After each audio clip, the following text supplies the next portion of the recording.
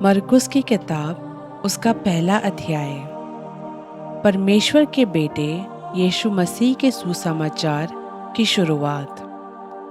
जैसा यशाया भविष्यवक्ता की पुस्तक में लिखा है, देख, मैं अपने दूत को तेरे आगे भेजता हूँ, जो तेरे लिए रास्ता सुधारेगा। जंगल में एक पुकारने वाले का शब्द सुनाई दे रहा है कि प्रभु का रास्ता तैयार करो और उसकी सड़कें सीधी करो। यूहन्ना आया, जो जंगल में बपतिस्मा देता और पापों की माफ़ी के लिए मन फिराव के बपतिस्मे का प्रचार करता था। सारे यहूदिया प्रदेश के और यरूशलेम के सब रहने वाले निकलकर उसके पास गए और अपने पापों को मानकर यरदन नदी में उससे बपतिस्मा लिया। यूहन्ना ऊँट के रोम के कपड़े पहने और अपनी कमर में चमड़े का कटिबंध बांधे रहता था तथा टिड्डियाँ और वन मधु खाया करता था और ये प्रचार करता था, मेरे बाद वो आने वाला है जो मुझसे शक्तिमान है। मैं उस लायक नहीं कि झुककर उसके जूतों का बंद खोलूं। मैंने तो तुम्हें जल से बपतिस्मा दिया है, पर वह तुम्हें पवित्र आत्मा से बपतिस्मा देगा। उन दिनों में यीशु ने गलील के नासरत से आकर यरदन में यूहन्ना से बपतिस्मा लिया, और जब वह जल से निकलकर ऊपर आया तो तुरंत उसने आकाश को खुलते और आत्मा को कबूतर के समान अपने ऊपर उतरते देखा, और ये आकाशवाणी हुई, तू मेरा प्रिय बेटा है, तुझसे मैं बहुत खुश हूँ। तब आत्मा ने तुरंत उसको जंगल की ओर भेजा। जंगल में 40 दिन तक शैतान ने उसकी परीक्षा की, और वह वन पशुओं के साथ रहा और स्वर्गदूत उसकी सेवा करते रहे।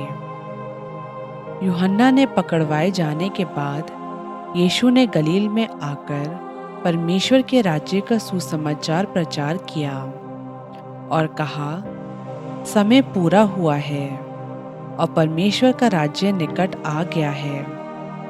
मन फिराओ और सुसमाचार पर विश्वास करो। गलील की झील के किनारे जाते हुए उसने शमौन और उसके भाई अंद्रियास को झील में जाल डालते देखा, क्योंकि वे मछुए थे।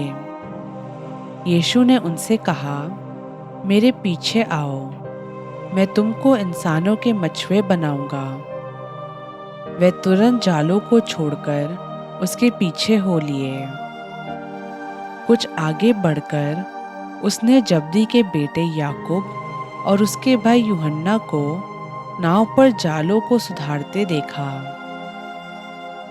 उसने तुरंत उन्हें बुलाया और वह अपने पिता जब्दी को मजदूरों के साथ नाव पर छोड़कर उसके पीछे हो लिए।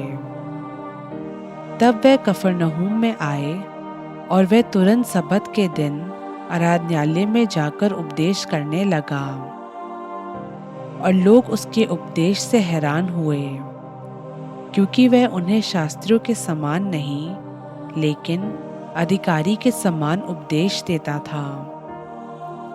उसी समय उनके आराधनालय में एक इंसान था जिसमें एक अशुद्ध आत्मा थी। उसने चिल्लाकर कहा, हे यीशु नासरी, हमें तुझसे क्या काम? क्या तू हमें नष्ट करने आया है? मैं तुझे जानता हूँ, तू कौन है, परमेश्वर का पवित्र जन।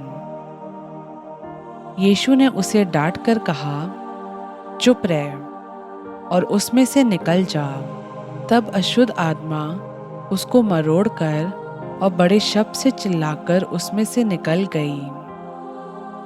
इस पर सब लोग आश्चर्य करते हुए आपस में वाद विवाद करने लगे, ये क्या बात है?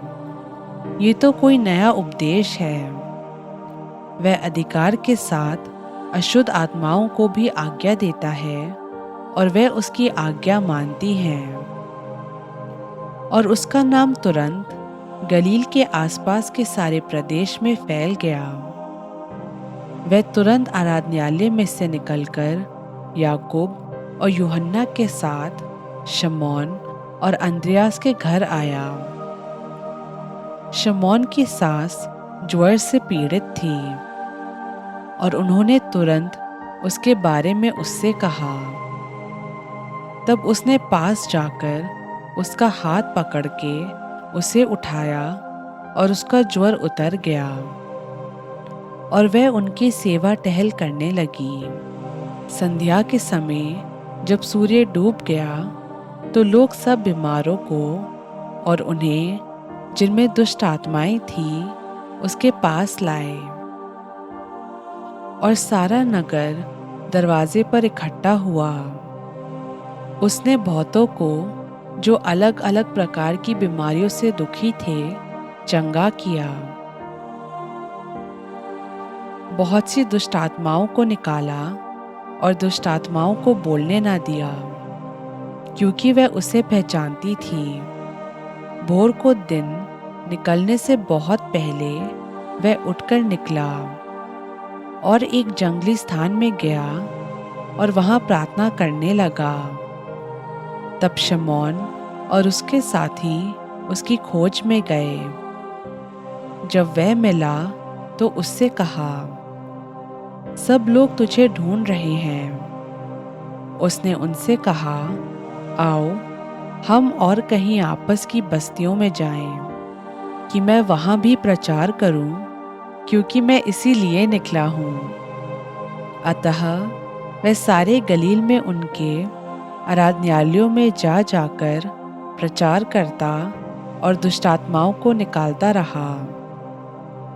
एक कोढ़ी उसके पास आया, उससे विनती की और उसके सामने घुटने टेककर उससे कहा, अगर तू चाहे तो मुझे शुद्ध कर सकता है। उसने उस पर तरस खाकर हाथ बढ़ाया और उसे छूकर कहा, मैं चाहता हूँ तू शुद्ध हो जा। और तुरंत उसका कोढ़ जाता रहा और वह शुद्ध हो गया। तब उसने उसे चिताकर तुरंत विदा किया और उससे कहा, देख, किसी से कुछ मत कहना, लेकिन जाकर अपने आप को याजक को दिखा और अपने शुद्ध होने के बारे में जो कुछ मूसा ने ठहराया है उसे भेंट चढ़ा कि उन पर गवाही हो। लेकिन वह बाहर जाकर इस बात का बहुत प्रचार करने और यहाँ तक फैलाने लगा कि यीशु फिर खुल्लम खुल्ला नगर में ना जा सका, लेकिन बाहर जंगली स्थानों में रहा और चारों ओर से लोग उसके पास आते रहे।